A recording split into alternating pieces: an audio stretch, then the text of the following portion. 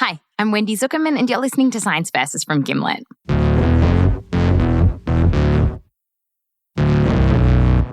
This is the show that pits facts against 40 acres and a mule. On today's show, reparations. Okay, well, my name is Ebony Pickett. I am a wife and a mother of 7 and 4 bonus children, so that's a total of 11. Okay. You'll hear some of those kids in the background. And Ebony is one of the few Black folks in the country who's actually been given reparations. It was because decades ago, her family was the victim of a horrible massacre. It happened in a small town where a lot of Black people lived, called Rosewood in Florida. And it all started on New Year's Eve in 1922. So it was a happy time. It was a time when they were celebrating and they were cooking and they had fireworks, little sparklers. You know, they were just enjoying one another. A group of white people in a nearby town had become convinced that a Black man attacked a white woman. And over the next few days, hundreds of them poured into Rosewood in a frenzy. Nobody really was expecting it. From what we know, they just started shooting up the house from outside. And that's what they did for 7 whole days. And they didn't stop until everything in the town was burned down. Every house was burned down to the ground.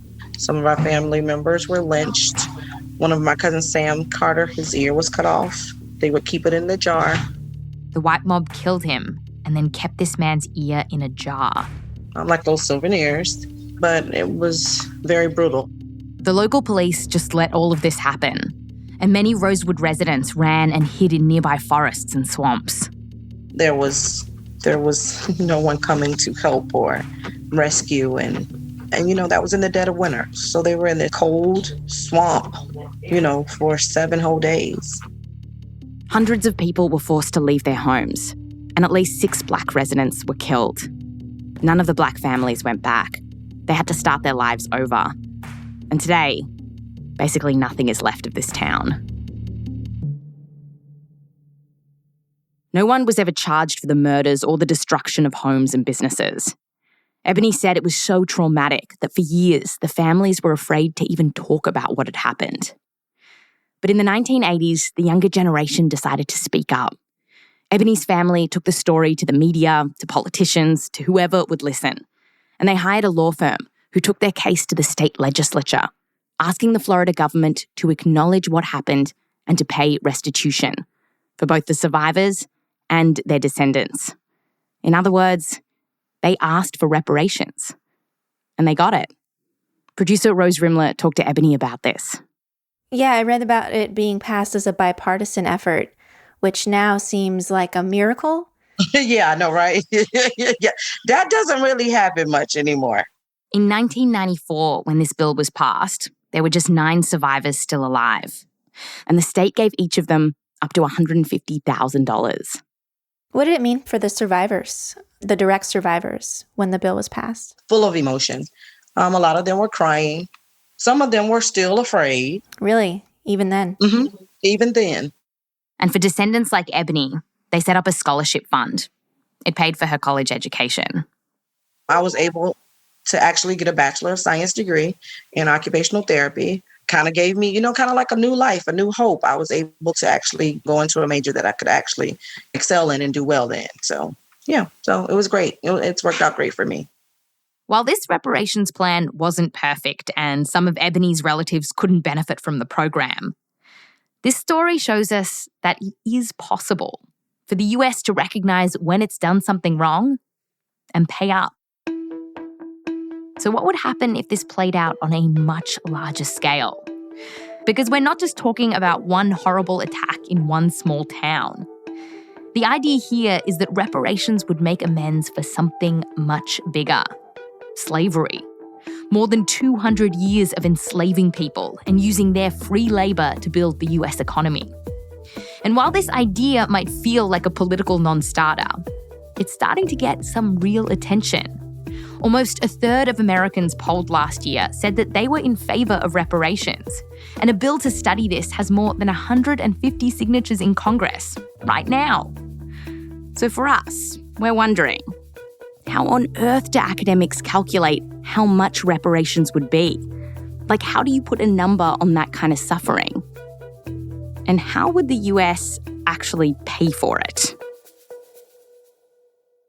When it comes to reparations, there's not a lot of... It's worked out great for me. But then there's science. Science versus reparations is coming up just after the break.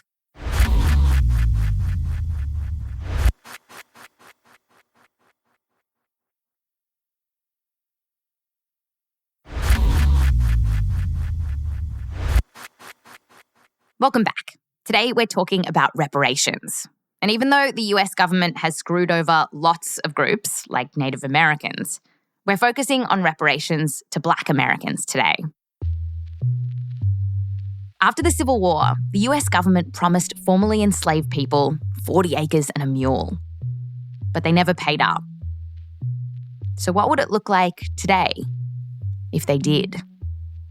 When we look around the world, one of the biggest reparations programs ever was what Germany did after the Holocaust.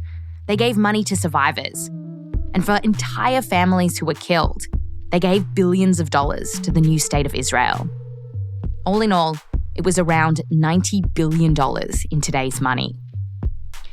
If reparations were to happen today in the US, though, a big difference is that all the money would have to go to the descendants of enslaved people, say, their great-grandchildren or great-great-grandchildren. But when academics think about the case for reparations here in the US, many of them are arguing that this makes sense. And to tell us why is Leah Penniman. She's written a book that talks about the history of Black farmers in the US. It's called Farming While Black. And Leah has been thinking about reparations for a long time. You know, I'm not sure how old I was when I first heard the word reparations, but this concept of making right what has gone wrong historically, I would say, as long as I can remember, I've been thinking about that. For Leah, a lot of this comes back to the fact that many white people in the US today are better off thanks to the US government giving them a leg up, which they've been doing for centuries, particularly helping them get land. But yet Black folks have been consistently held back. White Americans generally assume that this country was founded on principles of egalitarianism, democracy, and inclusion, and not the truth. So, for example, at the same time that the government was taking away the promise of 40 acres and a mule for Black folks, it was giving out tons of free land under the Homestead Act, and the vast majority of that went to white folks. More than 1 million white families profited from this land bonanza. And one scholar estimates that a quarter of the US adult population in the year 2000 could trace some of their money to this act. And that is just one way that the federal government ultimately helped a lot of white people get land and get wealth, and didn't help a lot of Black people. And even when folks of color were able to purchase their own land through no help of the government, they would be violently attacked. With a nod from officials over and over again, white mobs would be allowed to attack Black farm owners. So they burned down Black farmers' homes, pushed them off their lands. So literally just burning down. They literally burned down people's houses and killed them. Like the story of David Walker, a Black farmer in Kentucky. Late one night in 1908, a group of hooded white men came to his farm. They ordered him to come out for a whipping, and he refused to come out. So they shot at the house. They lit the house on fire. They killed the family. By killing David and his wife, the family couldn't pay taxes on the property, and eventually they lost it. And no one was ever tried for these killings. And this, it wasn't a one-off. Killing people, lynching people, and scaring Black owners off their land was actually pretty common across the US, even until relatively recently. Even when desegregation was the law of the land and folks were then technically allowed to move into the suburbs, my mom and her siblings and my grandparents had petitions circulated to get them to leave. They were the first Black family on the block. They had a brick thrown through their window. So it's like many, many obstacles related to being Black and trying to access land and home ownership. Obstacles like redlining, where banks and the federal government essentially work together to block a lot of Black Americans from getting mortgages. And so you put it all together, and a lot of researchers who study reparations say, the shadow of slavery and discrimination is so long that it reaches right into today. Like, it should be no surprise that right now home ownership is much lower for Black folks than it is for white folks. And that is still a dream deferred. It is still a dream deferred. And it's not because folks don't know how to run businesses or don't have their act together or don't have the desire. It's really that, the land was taken, given to other people, and they haven't given it back. So part of reparations is looking at how we're going to make it right. We've only created this mess for the past 400 or 500 years. So anything that people can create, we can fix. But the big question is, how do we fix it? How do you even start to work out how much money the government should pay to make things right? For this, we turn to one of the top people working on this question. I would have to confess that I was a reparations skeptic. This is William Darity Jr. He also goes by Sandy. He's a professor at Duke University. And it wasn't that Sandy didn't think reparations were justified. He did think they were justified. It was just that he didn't think they'd ever happen. But Sandy got sucked into the nerdiest part of this conversation, which is just, how do you calculate it? And he started mulling it over about 3 decades ago. In the 90s, when you went to conferences, how did the white people in the room tend to react when you would talk about reparations? Well, I think the reaction in the room was very mixed, but generally very skeptical also. And occasionally there were comments which I would describe as being out and out racist, something to the effect of, well, Black Americans should be grateful for the fact that slavery took place because otherwise they'd still be back in horrible Africa. Despite this kind of response from some people, Sandy has stuck with it. And he had a very tricky job on his hands, coming up with a sum that would capture not just the horrors of slavery, but then the decades of crap that followed. And several years ago, he came up with an idea. The racial wealth gap in the United States. That's the gap between how much money white people in America have and how much money Black people have. And this gap is huge. For every dollar the average white family has, the average Black family has 15 cents. So Sandy's like, this wealth gap? That should be the target for a reparations plan.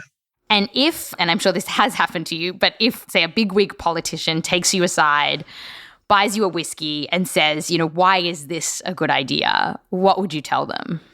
Well, I'm roughly a teetotaler, so they better buy me a soda, I guess.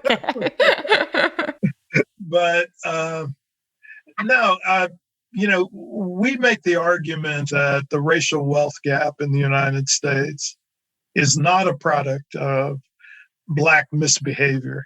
It's a product of American social policy. To Sandy, the racial wealth gap is kind of like a proxy for all the horrible things that Black folks have faced since the beginning of this country. Much of it directly coming from government policies or government inaction. And other academics we reached out to who study the racial wealth gap agree that it was the government who's largely responsible for it. And so, Sandy used this gap to calculate how much reparations should be. And here's how he did it. If you take everyone's wealth in the US and you put it in a basket, you'd have just over $100 trillion. Black people make up a little more than 13% of the US population. And so Sandy's like, all things being equal, they should have 13% of the wealth. But they don't. It's way less than 3%. To bump it up, it would take between $10 to $12 trillion. 10 to $12 trillion. Yes. He figures that would come down to about $250,000 for each descendant of slavery. So, some $10 to $12 trillion in total. And that might sound like a lot of money. I mean, it is a lot of money. But at the time of the Civil War, slavery was such a big industry for the US that it was actually more valuable than railroads, factories, and banks combined. And even at the time, people recognized this. Like, one Confederacy bigwig valued slavery at $4 billion back then, which would now be trillions of dollars. So no matter how you slice this, America owes a big debt to enslaved people. So let's say the government does decide to pay it to their descendants.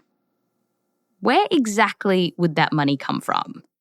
Can the US afford it? Can the US just keep printing money and cutting checks? Yes, the US government can do that. There is a constraint, however, and the constraint is the inflationary effects. Inflation.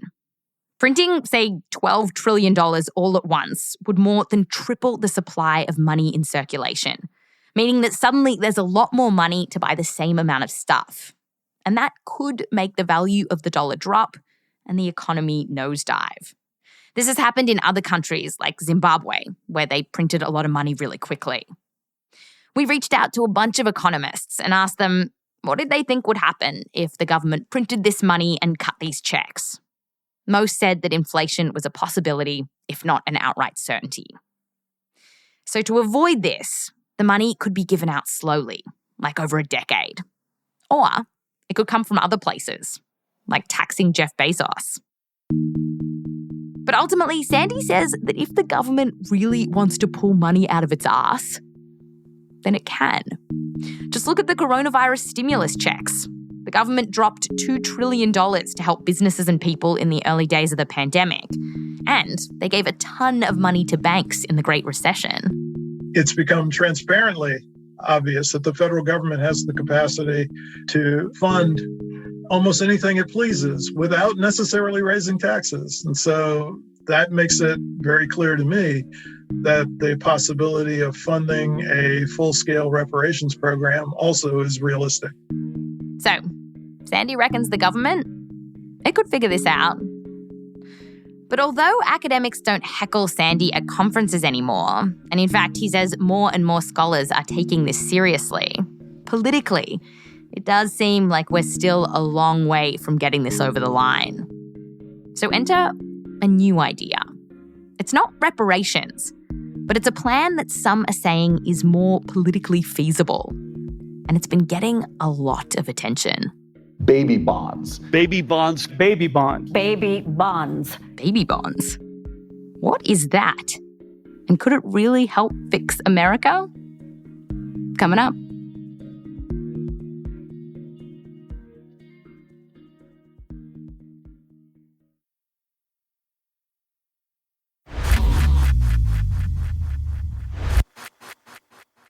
Welcome back. Today, we're talking about reparations. We've talked about the ways that you might calculate how much is owed. But now, we want to talk about a different idea that's out there. Rather than saying sorry, this is about making the US more equal. It's called baby bonds.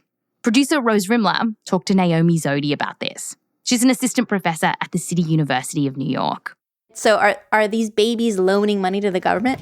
No. So baby bonds, it just sounds good, baby bond, but it's really like a trust fund. And this idea of little trust funds for little babies, it intrigues her. Here's how it would work. So every newborn baby in the United States would get this trust fund set up in their name. So the government gives a pot of money to every baby in the whole country. Yeah, so there's about 4 million babies born every year in the United States. So there would be 4 million new bank accounts opened up. No one can touch this money until the child becomes a young adult. And at that point, they would get control over that money. Now, this is different from reparations because reparations would probably only go to the descendants of enslaved people. This money, it would go to everyone, literally all the babies. But not every baby gets the same amount of money. Kids born into families with less money would get a bigger trust fund. Everybody would get something, but the most amount would go to people who have the least wealth. Because it's universal, it's like also poor and low wealth white people will also get access. But since we know that Black families in general have less money, These babies would, on the average, get more cash than white babies. So it happens to be very anti-racist, but it's just not specifically designed around race. And so Naomi wondered what would happen if the US actually did this. So she played it out and asked, what if we gave babies born to the wealthiest families $500 at birth, and those born to the poorest families were given $50,000 at birth? I looked at people who are young adults in like 2015 and matched them to their households when they were born in the late 80s, early 90s to see what would inequality look like today for them now that they would be getting control over this asset. So these are like real life people, but you invented like a fantasy world, like an alternate reality for them. Yeah. Naomi modeled how much the money would grow over time with interest and how much it would add to the wealth of the average baby once they grew up. And she found that, maybe unsurprisingly, giving everyone money meant that everyone had more money. But where things would really start to change is with that gaping hole between black and white wealth. So in the real world, the median young black adult in 2015 had about $3,000 to their name. But in Naomi's alternative reality, they would have had about $60,000. Did you find that the baby bond program eliminated the racial wealth gap? Almost. Almost. It gets extremely close. Without baby bonds, she found that young white Americans had around 16 times the wealth of young black Americans. But baby bonds dropped that difference down by a ton. Now, young whites were only 1.4 times wealthier. Everybody improves from the policy, but the dramatic improvement for young black people could mean just an unimaginable amount for what their lives could be like. Just having that money means that like just the world would open up to you in these different ways. And when you talk about giving people cash, sometimes folks worry that people will waste their money on stuff like booze and cigarettes. But studies show that this actually isn't the case. While we don't have research that's giving huge chunks of money to people, studies on cash programs show that when people who need it are given money, they don't tend to spend it on stuff like alcohol and tobacco. And they don't stop working either. In fact, in some cases, people started working more after they were given money because they were able to start their own small businesses. So far, so good. But Naomi says that the thing with baby bonds is you couldn't just do it as a one-off and expect, ta-da, America is all good now. I mean, if you think about this one group of baby bonds kids, they would have a leg up, but they're still going out into a very unequal world. And so Naomi says that to really turn things around, you'd probably have to keep this program up for years and years and years. Basically, until you start seeing real change in things like more black-owned banks and other businesses. And this baby bond plan, it would cost $80 billion a year. Year after year after year. And if the US did this, nothing even close has ever been tried anywhere else in the world. About 2 decades ago, the UK started a baby bonds program with tiny amounts of cash, and it was dismantled after several years. And that means we don't know what would happen to the economy if we had a baby bonds program. Maybe we'd save money on other stuff, like the food stamps program. Maybe we'd increase the spending of a new group of people and boost the GDP, as some have estimated. Or maybe this would balloon the US debt and have some unintended consequences.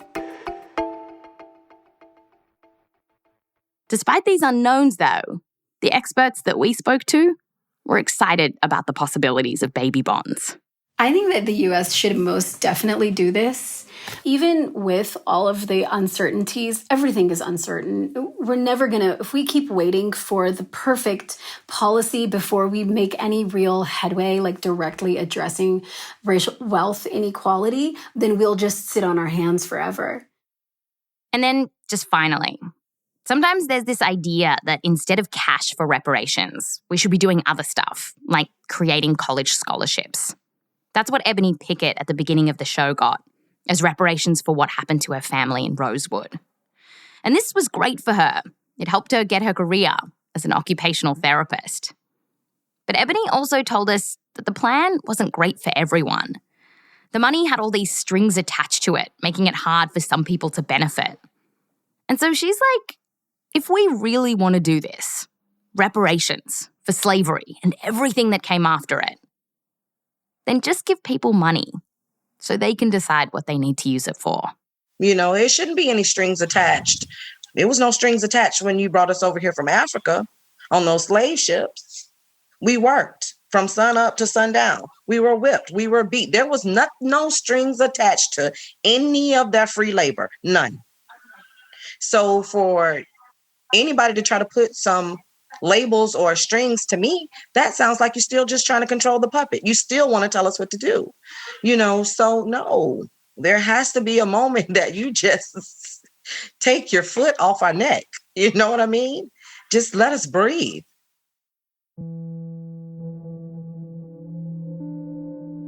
What would it mean to you if the US in a real way gave reparations?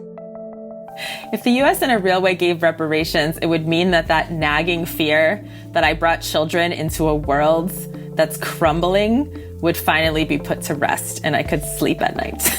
That's what it would mean to me.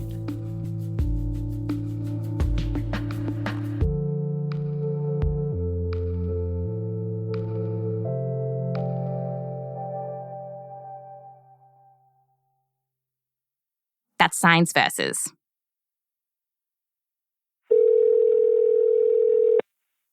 Hello.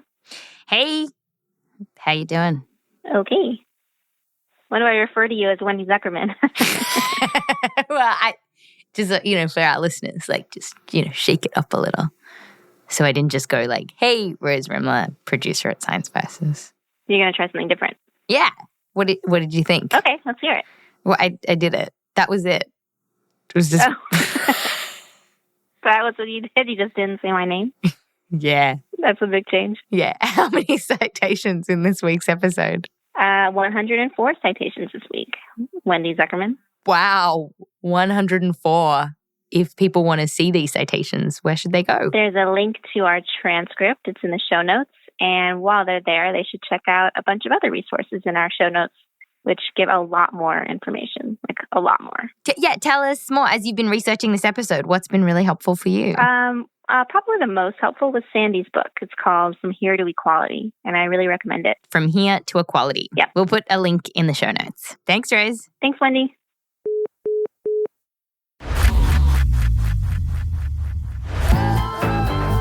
This episode was produced by Rose Rimler and Anoa Changa, with help from me, Wendy Zukerman, Hannah Harris-Green, Michelle Dang, and Nick DelRose.